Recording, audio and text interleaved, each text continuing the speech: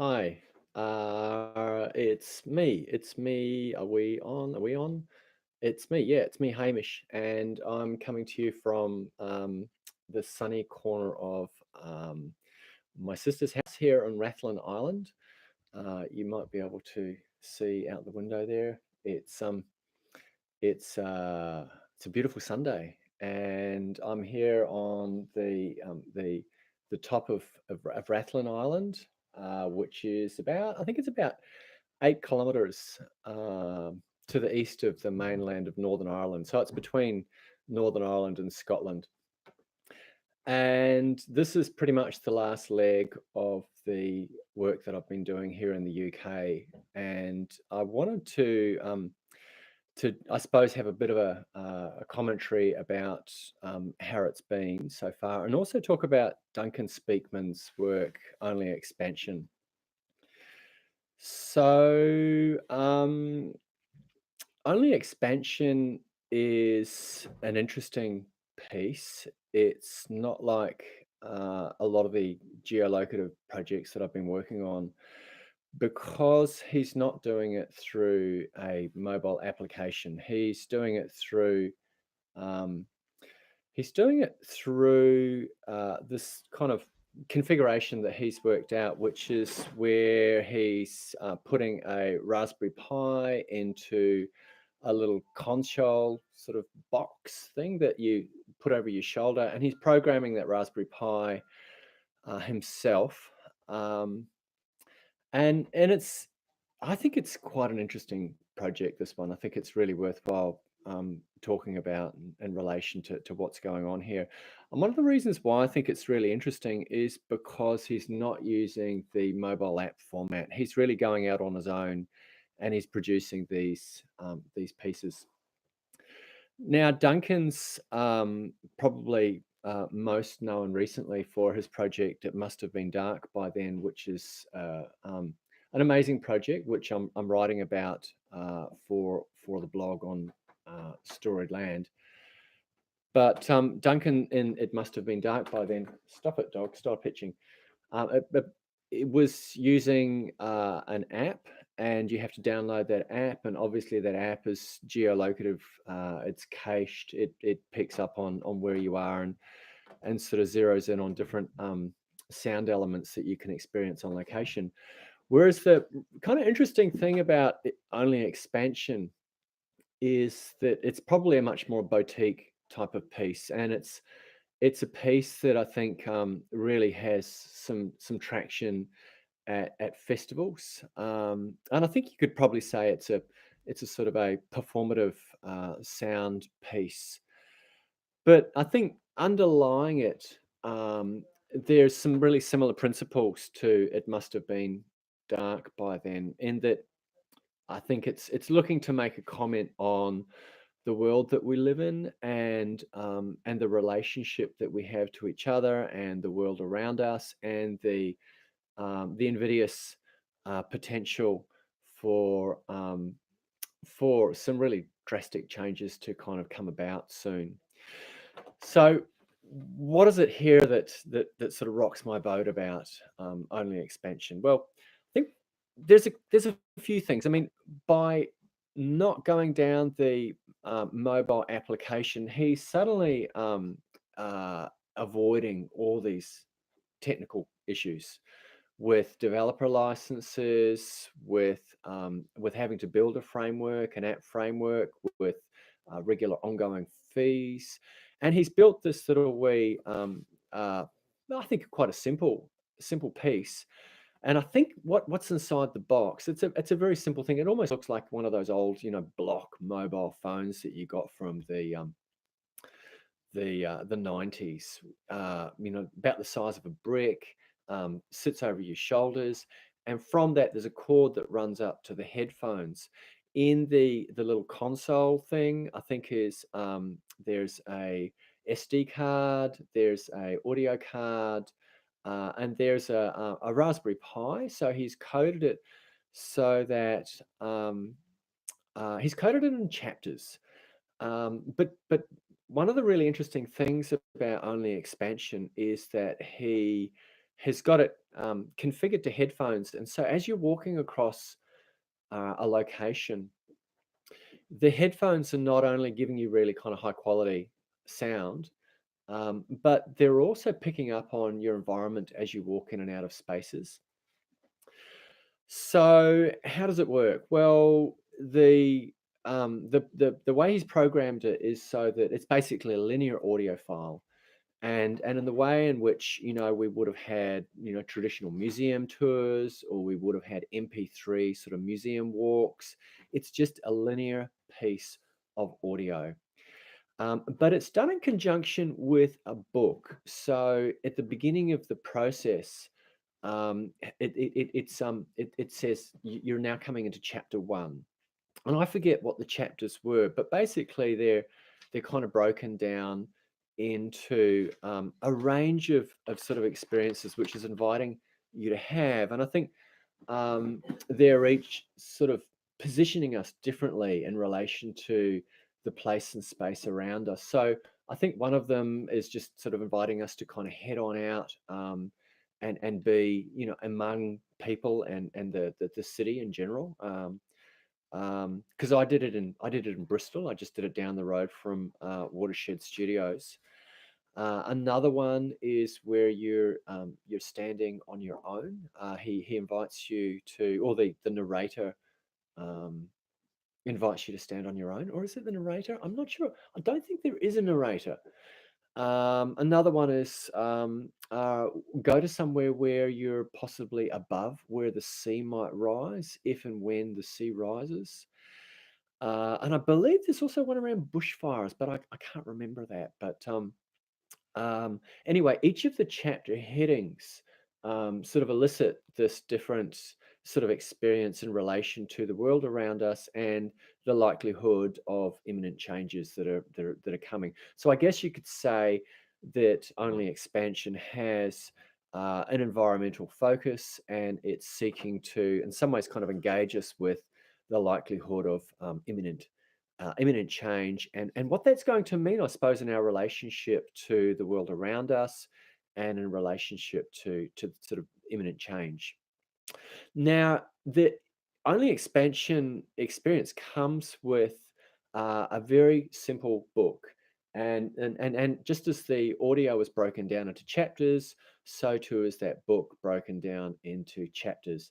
And each chapter, I think one might say, go to a place where you're going to be above sea level rises, or go to a place where you're out and amongst people, um, or go to a place where you're on your own.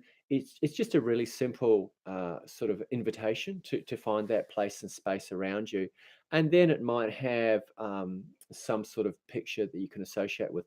So the relationship between the book and the audio experience is very simple, but I think it's good. I think it's appropriate, and I think it's probably a lot more of a simple proposition than something like It Must Have Been Dark by Then, which is a lot more complex. I think the book's a piece almost unto itself, and while I kind of really like what the book's doing with It Must Have Been Dark by Then, I think factor into that a downloadable app with well, a kind of gridded map that leaves you kind of as a GPS pulsing dot wandering around this location. There's a lot more going on in It Must Have Been Dark by Then. Whereas Only Expansion is probably a much simpler proposition. But I guess for the likes of Duncan and producers who are going to explore this type of experience, you've got to build these consoles. So everybody who does it is given a console.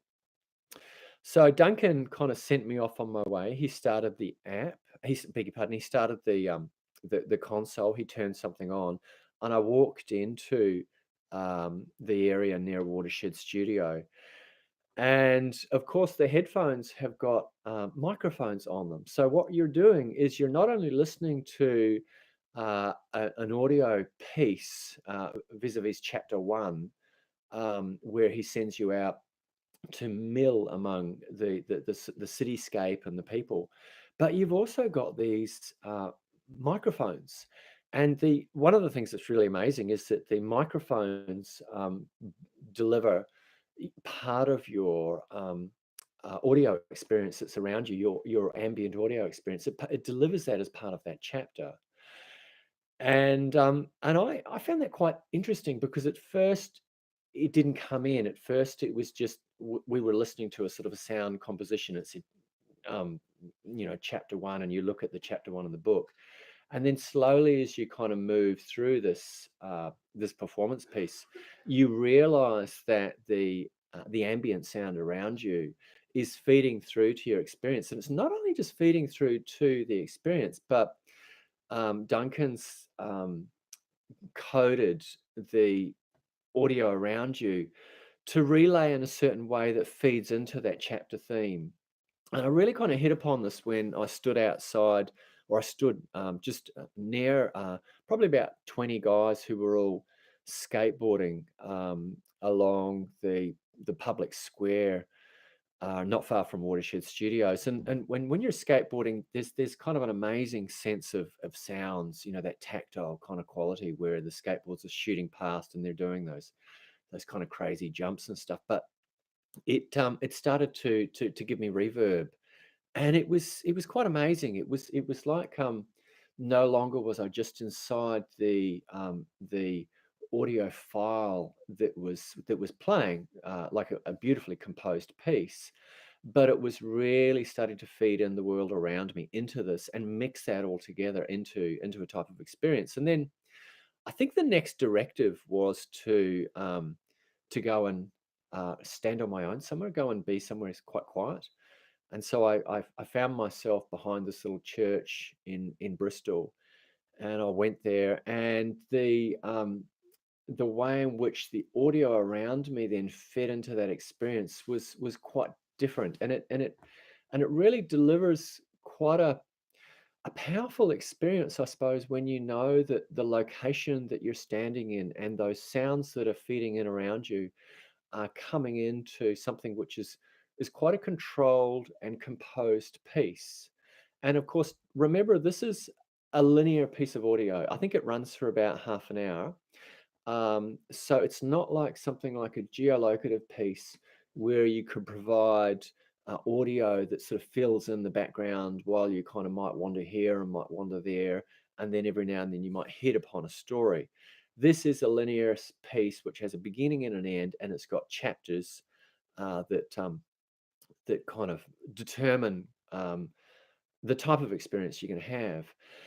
I think the piece that I found, um, well, I mean, I found generally the whole experience quite moving. I found the piece that invited us to stand somewhere which was going to be above a water level was an obvious gesture to the rising water levels of climate change, and I found the sound mix of the world around me, um, you know, it was a little bit heavy-handed, but I think it was quite important, and that you obviously knew that the water was rising up around us, and suddenly the sound is delayed, it's underwater, it's kind of bubbly, it's a much more sort of swirly mix around us, where we're getting the sounds, the voices, the cars, the traffic, kind of all relaying to us as if we're underwater.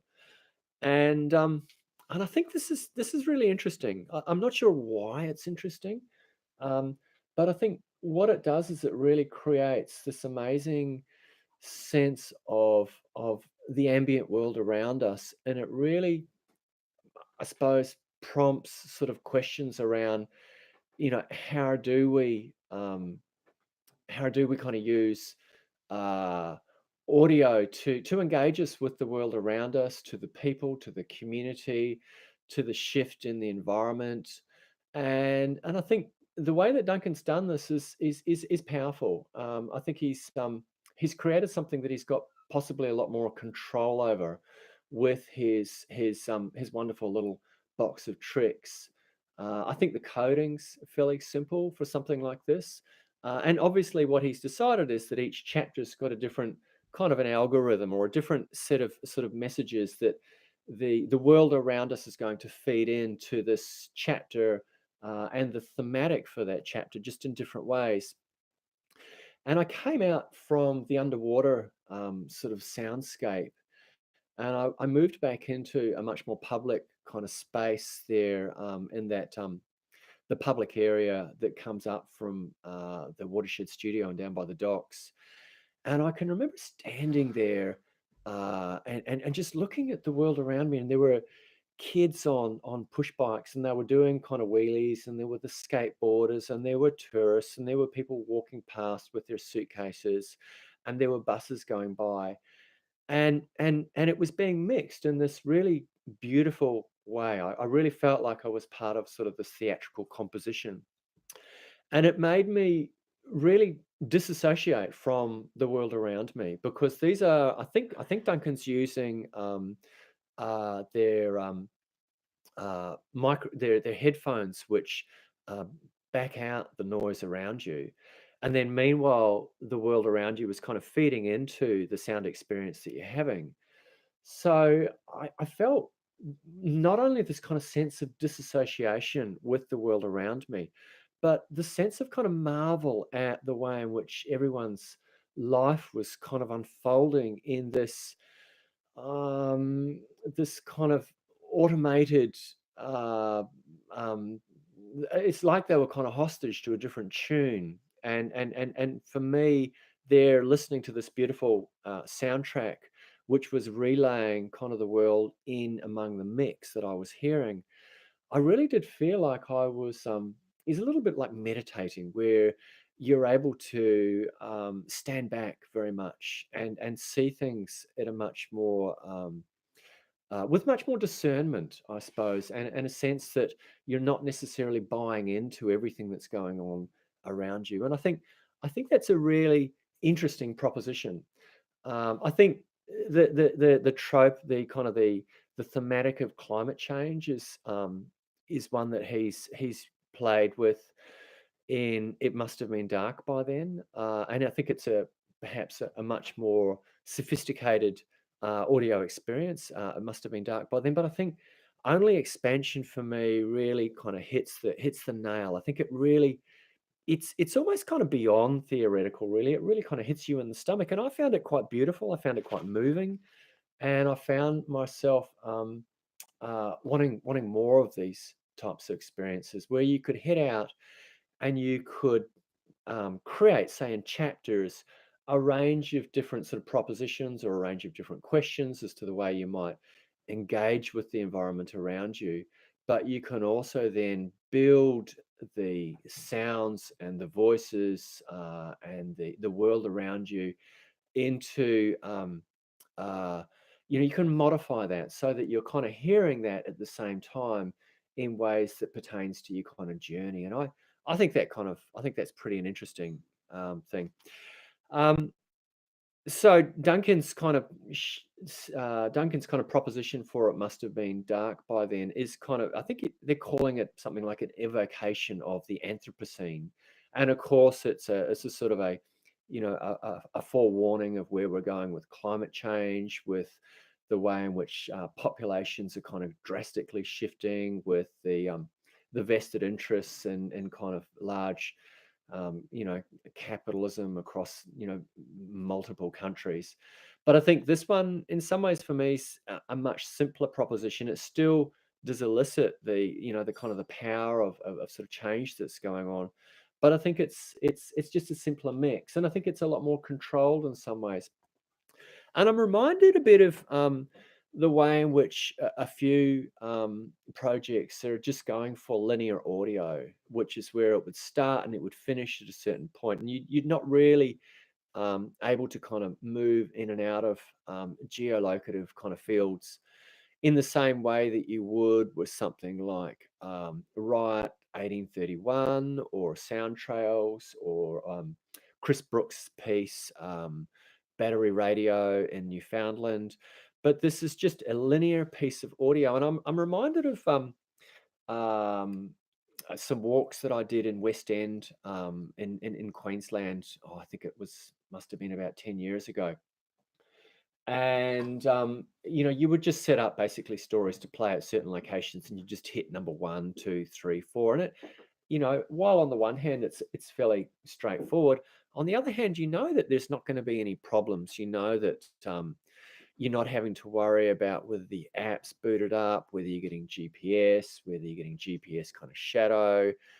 It's a lot simpler, and yet I suppose you also don't have the beauty of control that you would have in an app, where you can really choreograph the way in which people move and experience sort of stories and places around them in quite that way. But I think what Duncan's doing with this relaying, um, uh, with this relaying a different mix of sound and the world around us into a range of chapters, is a really interesting thing. I think it's very immediate, it's very visceral, and I love it.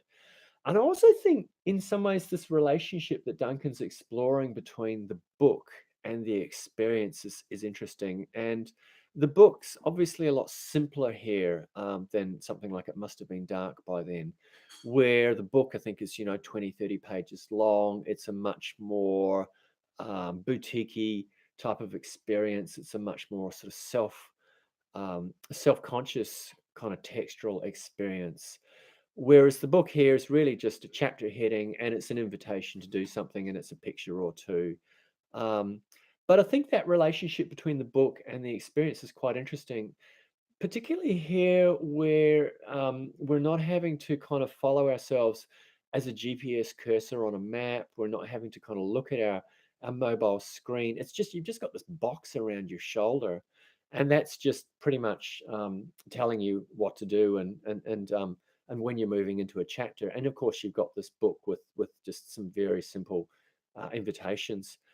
And I think, Duncan's work and his relationship between the audio on-site experience and the books is, it's interesting, and it's sort of further to the proposition of what ambient literature was trying to do, and has done in many respects, which is look at that intersection between mobile technology, location-based storytelling, and the book.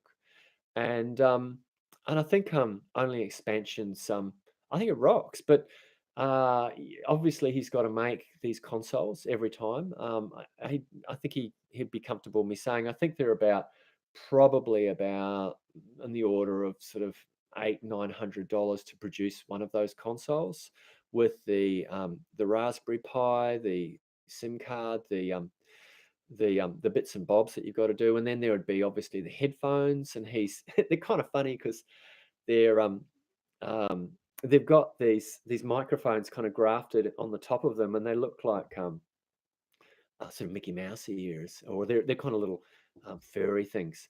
I did get a bit of wind damage on the audio which was coming through, because it was a particularly windy day, and so there was obviously relay and delay, and there was some effects that were coming through, but there was also some wind damage, which sounded quite cool actually when it was sort of factored into the mix.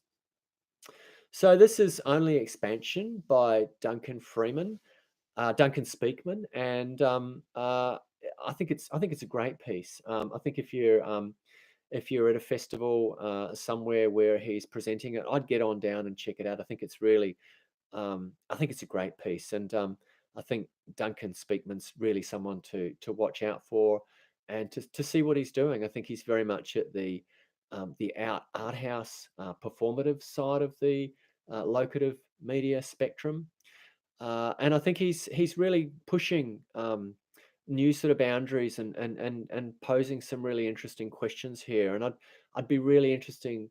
It'd be really interesting to see what he might do if he took something like Only Expansion and placed it in a different context, or gave it a different proposition, instead of being around our changing relationship to the cities and spaces around us with the imminence of climate change.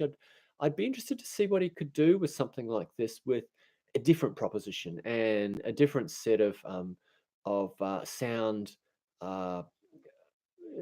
sound mixing that would come with each chapter. I think it's a really interesting one. So that's kind of me for the fifth audio blog here on my whirlwind tour of the UK. It's been an amazing experience. I just want to say thank you again so much to Arts Queensland, to my friends and family for supporting me and helping me get here. I feel like I've learned so much about this area, and I'm not quite sure how to piece it together yet. I know that I'm going to be presenting in Australia about my findings when I get back in hopefully not too long.